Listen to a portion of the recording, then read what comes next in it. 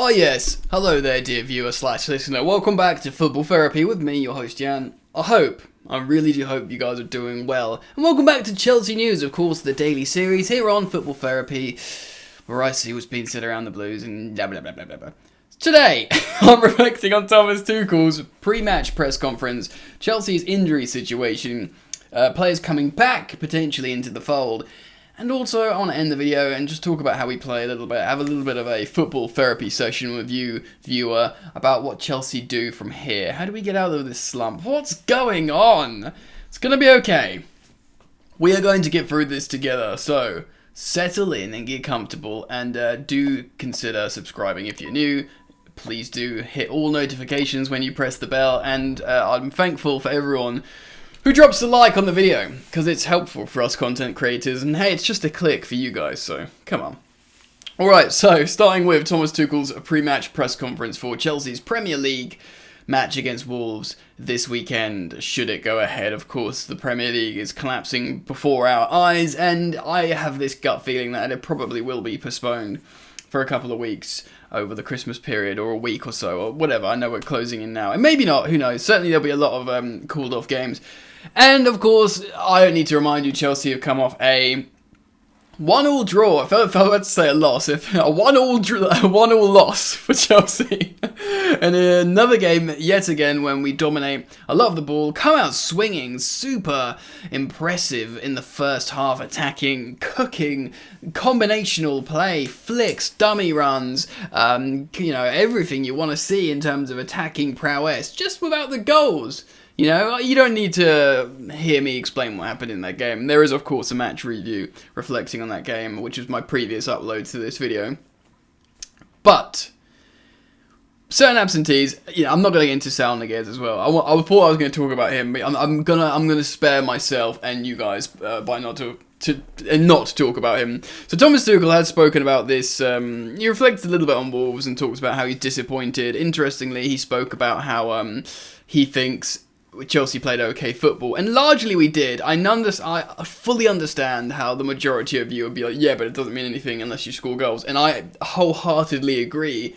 But I do compare that game against Everton a little differently to perhaps the Man United and Burnley game where we dominated and only come away with a point, because the way in the Man United game, it was a mistake that led to that Man United goal, and Jorginho left by himself, and then there's two men breaking through there was going to score.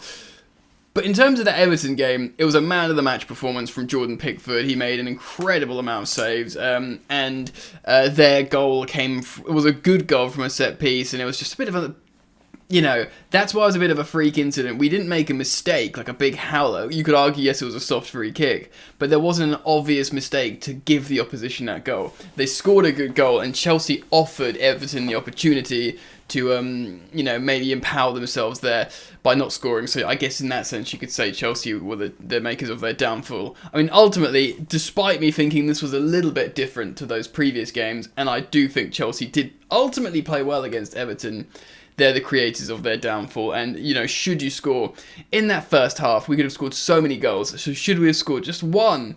Maybe a couple. Ideally a couple with that kind of dominance, and then the game obviously is pretty much done. We might go on and score another one in the second half and 3-0 easy. That's what Thomas Tuchel was saying. So in terms of, we don't look like we don't know how to attack, it's just how to finish. Anyway, I don't want to sit on that for too long. What I do want to talk about, he obviously reflected on that game, but Tuchel talked about personnel coming back. Off the bat, one positive is Kai Havertz should be returning. He's been training. He's had two negative tests.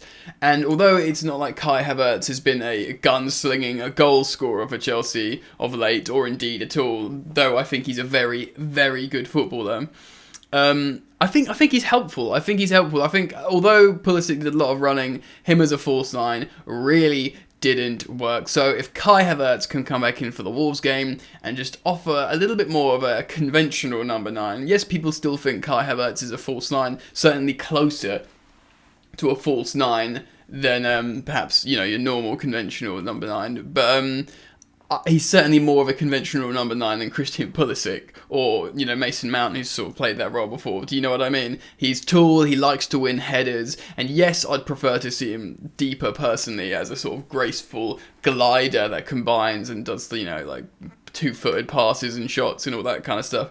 At the moment, that's huge. That's a huge, huge positive to have him back playing that role.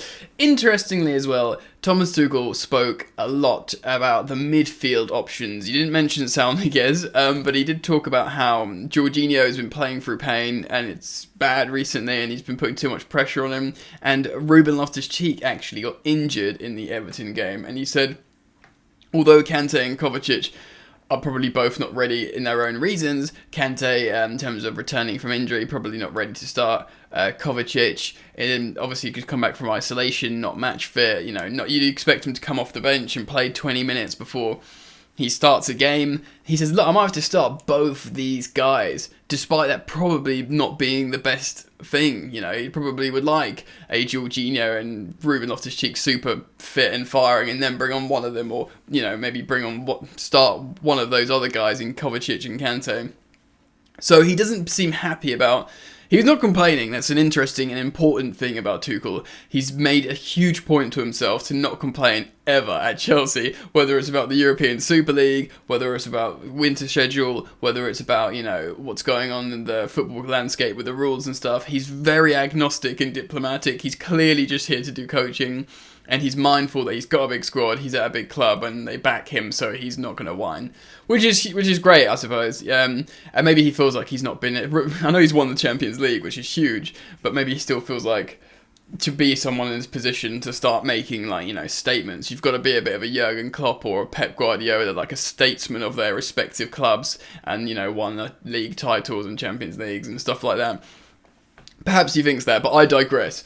On the surface of it, you could say, wow, okay, we've been poor, but to have Kai Havertz, N'Golo Kante, Mateo Kovacic back in the starting lineup, that's a huge positive to make anyone feel good, and maybe so, but I feel like we have to be very, very careful and temper expectations to not have, fully firing Kante, to not have, beginning of this season Mateo Kovacic when he looks like a player reborn.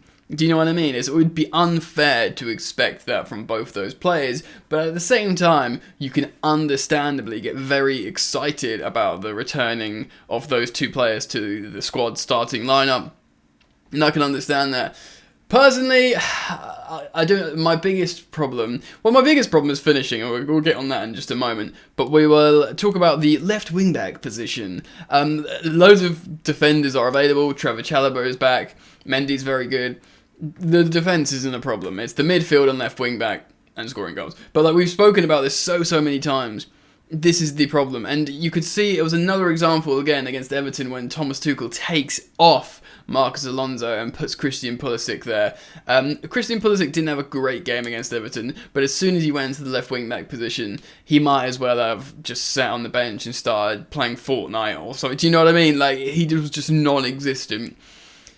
And that's apparently a preference at the moment, more of a Marcos Alonso. Maybe he looked gassed. The thing is, yeah, I don't think Alonso is particularly awful in that game by his recent poor standards, but it is a huge problem. We have no dynamism. Look at what Reece James is doing on that right-hand flank, combining with Mason Mount and stuff. Had the assist, nearly scored a goal. He was through one-on-one, taking up those positions. We see so much going for Reece James, and we've lost so much in the absence of Ben Chilwell. Yes, you can't expect the next guy to maybe do exactly what Ben Chilwell was doing, because he was looking sensational, but we need something. We need something, and there's seemingly nothing behind him. You might as well, to the point where just don't play down the left flank. That's what it's seeming like, especially with Tuchel taking off. And he's played Saul everywhere now. He's played Saul in the central midfield, he's played Saul at left wing back, and he's played Saul in the front three. None of it's worked. I'm not going to spend, like I said, I said I'm not going to spend time speaking about him. I clearly have done throughout this video, but this just not going to work for him. So, what do you have? You got Hudson-Odoi who's not available for selection. Pulisic. The comment down below if you think Chelsea should dip into the market in January for a left wing back. And remember, Ben Chilwell's coming back. Remember, Ian Maatsen, maybe after completing his loan this season, he could be consideration for second choice. Do you want to? I don't think it makes sense to recall him. So does it make sense to buy left wing back? I'll be keen to see what you guys say in the comment section below. So we know the problems. It's midfield, injuries. We've got enough players, if everyone's fit, to definitely cover that for all competitions. Left wing back, not so much. One huge problem, finishing. Now, I tweeted out this morning or some point today about how if Chelsea start a football match looking really, really good, starting really promising, and looking like we're going to absolutely batter the opponent, I've actually got to the point now where I'm conditioned to be frightened that we're not going to do anything in that game. It's almost like if Chelsea start really slow and stodgy, you think, yeah, we'll probably win this somehow. But if we start really well and like doing flicks and combinations and dummy runs and disguised passes, I'm thinking, right, well, we look excellent, so we're almost certainly going to do another 1-1, because this is the recurring theme here. This is like the narrative, do you know what I mean? And seemingly that was the case in our last result. Mason Mount, absolutely no problems with him, playing well. He's scored 4, it's this 4th game in a row he's scored. He's our top scorer in the Premier League with 7 goals. He's got a few assists as well, despite playing, often in a more functional role where, the wing-backs are sometimes more attacking than the inside 10s. So Mason Mount, you can't ask for any more. He's gone from strength to strength, and he's incredible. Because the ball is getting to the front three as well. You could say, we were heavily, reliant on the wing-back system, scoring wing-back system, great, and, the defenders can score goals, excellent. And, the defenders are good at defending. Thiago Silva, by the way, deserves a massive shout-out in the Everton game. It's just so good, constantly. But score a goal in the front three, do you know what I mean? I don't know what it takes. If you need the kind of Eden Hazard style player, I was going to say false 9, but just Eden Hazard in the front three, like taking the ball. And this is not a video of me talking about Chelsea are linked to Eden Hazard in January. I'm not talking about that. I'm just talking about that profile of player wiggling into the box. Pulisic can do it sometimes, certainly seemingly not when he's playing the false 9 role. He has to sort of come inside from that. You could say the same with Callum Hudson-Odoi. But when we they're camping outside their box, we need to try something different, not pop shots. And there were probably low quality of shots. I think we had 23 shots. I don't know how many on target, probably around half of that on target, 8 to 10 or something. Yes, Pickford made a lot of good saves, but they're probably quite low. I think we ended the game with under 3 XG. So, yes, we should have won that game even on that XG in terms of, there's at least 2 to 3 goals there, and the opponent only scored 1. We should have won. In normal circumstances, we should have won. But there's so many shots, low quality shots in that. 23 shots and 2.9 XG. We need to find a way to take better quality shots. And I don't know what that is. Maybe that's tactical, deeper, trying to actually pull the opposition out. I think we scored our goal countering from a counter. So we need to find a way to coax them out and not just right, we're going to play the ball, we're going to play the game in your half. Because that doesn't always work. I mean, percentages might, Thomas Tuchel's a data man, isn't it? The percentages might dictate, well, we're more likely to win if and keep safe distance from our goal, just play like that. It's not working with these players at the moment.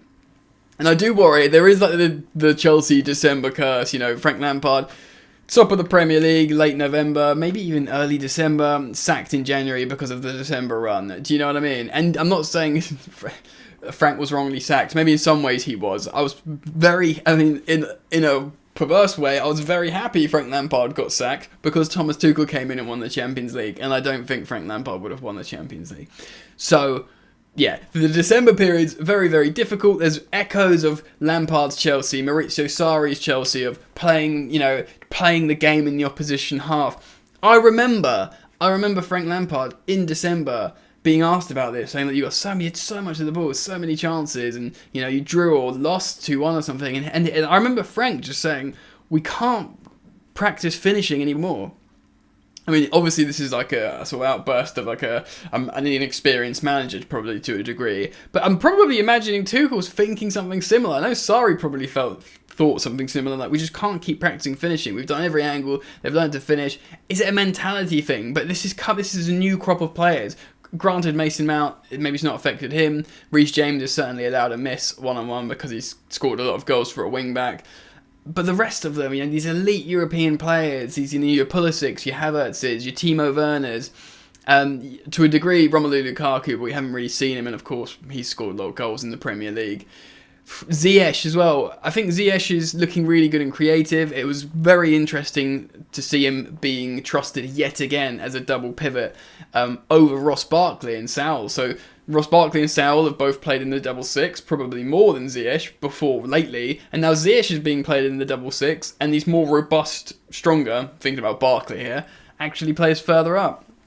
Anyway, guys, it's a really difficult situation. I wanted to reflect on that and talk about my feelings on it. I've had some time to reflect on that game and look ahead to Wolves, talk about what I think with the attack and the midfield. And now it's up to you guys to give me your thoughts. So comment down below, start up a conversation about what you think is going to happen and what should happen, and etc, etc, etc.